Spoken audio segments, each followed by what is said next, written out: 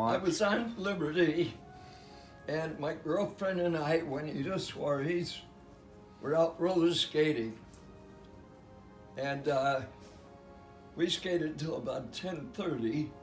Then her mother come and picked us up, and she brought me down to the dock. We got there about 11:15, and I caught the motor launch out to the West Virginia. And as we were going out, two of the submarines were leaving the harbor. So when I got aboard the WWII, I asked the officer of the deck, "Where's the submarines going?" He says, "They're on sealed orders." So nobody knew where they were headed. When I got out of the car, Mrs. Suarez asked me, "Stuart, would you like to go on a picnic with Juanita and my daughter?" I said, "I would love to." So Cherry, third-class quartermaster friend of mine, said, "Stu, how about having a cup of coffee?" So I said, "Sure." So I ran all the way up the 5 decks to my compartment on the starboard side of the WWII, and I reached in my locker to get my hat, and one of the first-class boatswains, Hicks, kicked me right in the seat of the pants. "Get to your battle station on the double. This is the real thing." And I'm wondering, what's he talking about? So I went out on the deck, and our teakwood was being splintered by machine gun fire. Well, I saw our pilot, Lieutenant White, Lieutenant Commander White, underneath the gun tub. So I dove under there with him. He's shooting at planes with his .45. He said, "Son, where's your battle station?" And I pointed up to turret 3.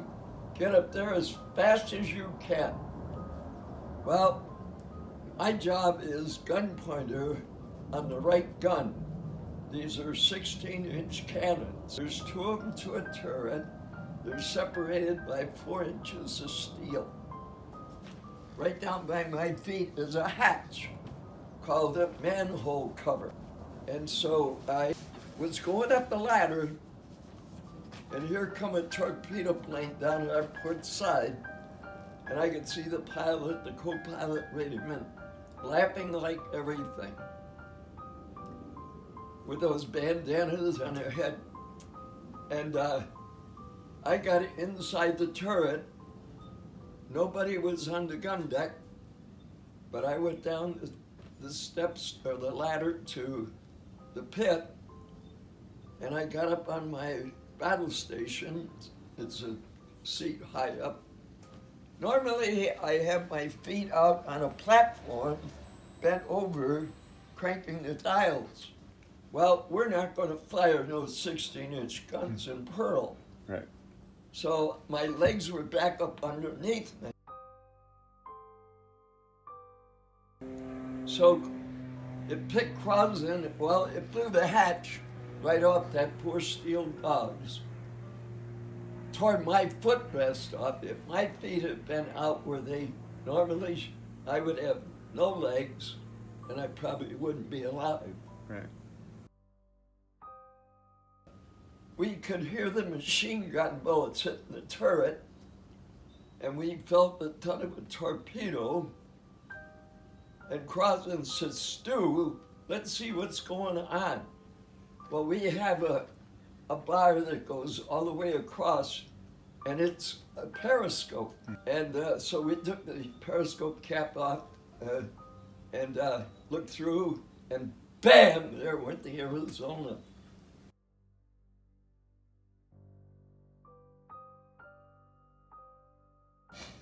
And I estimated about 32 bodies flew through the atmosphere.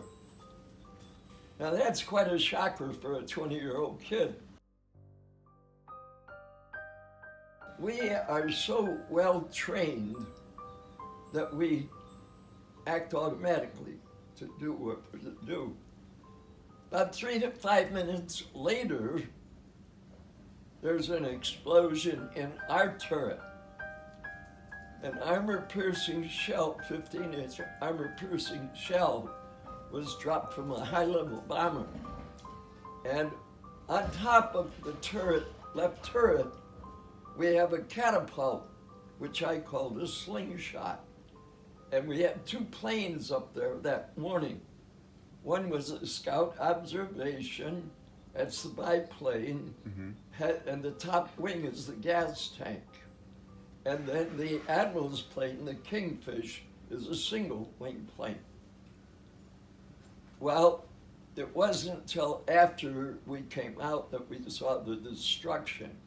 But that shell had hit the wing of the plane, and that gasoline just exploded, burnt everything. The plane was just demolished, and it split the catapult in half, came down through 5 inches of steel right into the left gun.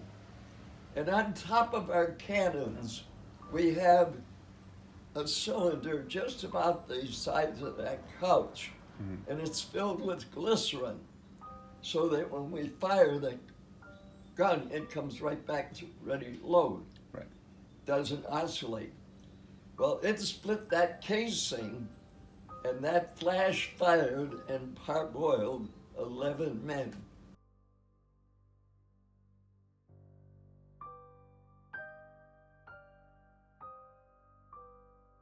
And it tore my footrest off, went under the elevating screw, tore Crosland's footrest off, and landed against the barbette, picking both of us up simultaneously and throwing us 8 feet back. When we picked ourselves up off the deck, Crosland said, "Stu, let's get out of here." But he didn't say it quite that nice. When we got on top side, our ship was on about a 15-degree list, and I thought we were going to capsize. Well, the water was just below my kneecaps where I was standing.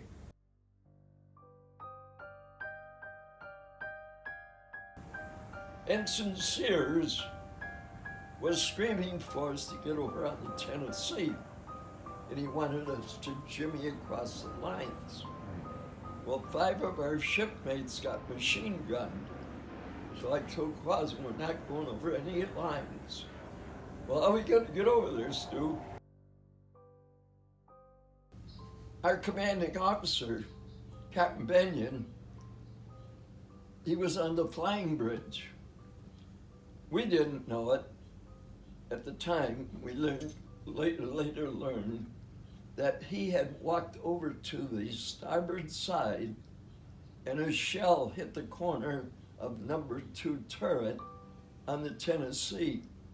A piece of that shrapnel flew up and tore his stomach completely out. He came back over to the port side. The last words he uttered was, "Abandon ship, she's no longer any good to us."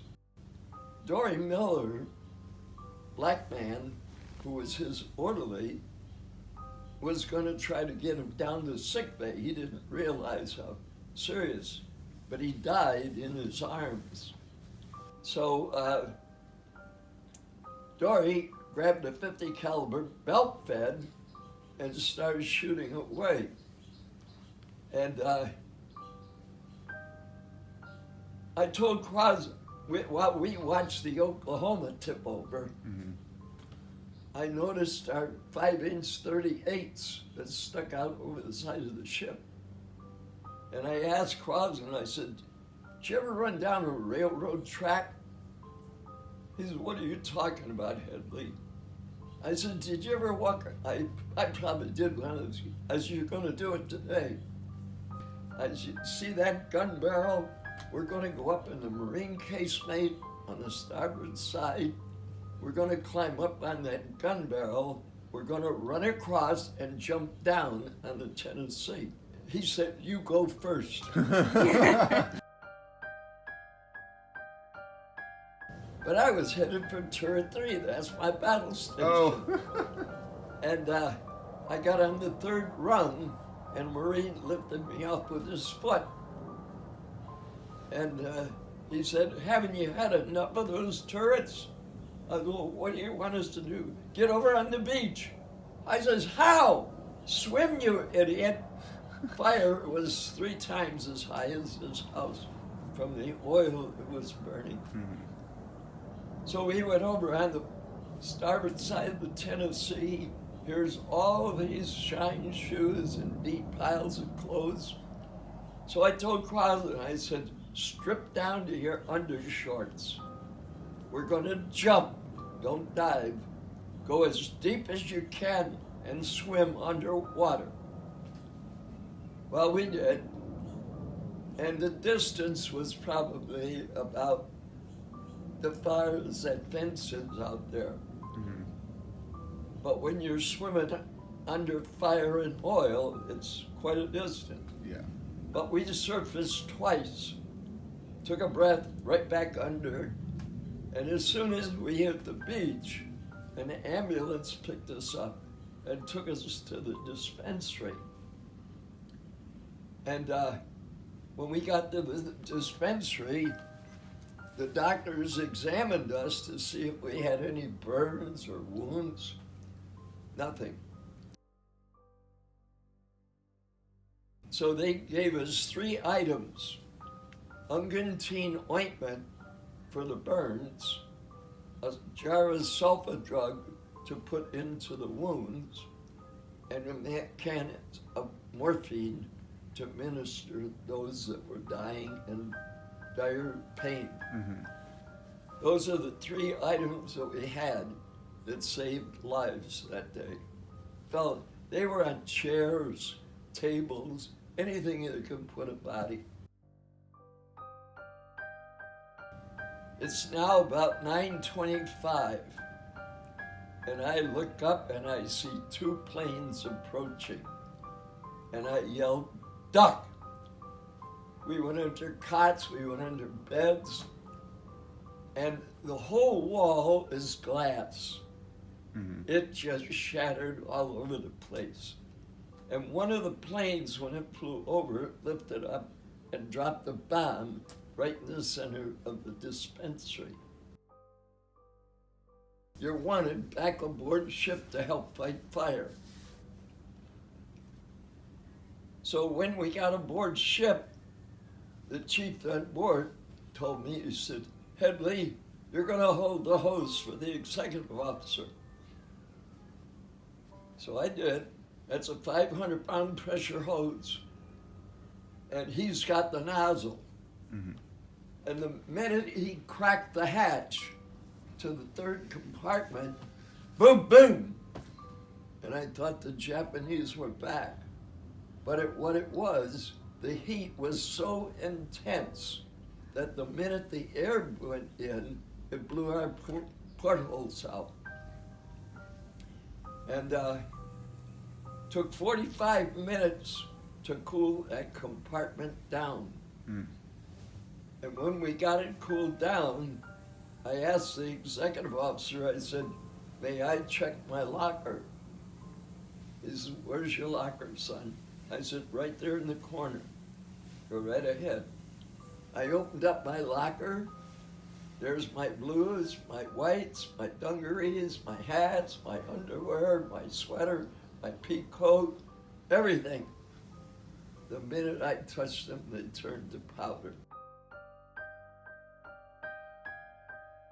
Next morning, Monday morning, they assigned us to a draft. And Crosland was in our group for the USS San Francisco. There were about 8 of us from the West Virginia. A warrant officer pulled Crosland out and put him in the Honolulu draft. Well, we all went aboard the San Francisco, went through 13 major engagements aboard her. The worst was Guadalcanal. But we brought that ship back time and time again. And the last battle I was in aboard that ship was when we recaptured Wake Island. So then I got off the ship and I got shore duty at Pearl.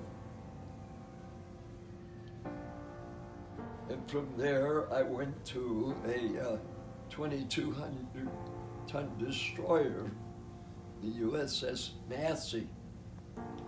And that ended up going through the Battle of Okinawa, the picket duty, the surrender, and occupational forces of Japan. Yeah. So that was in World War II.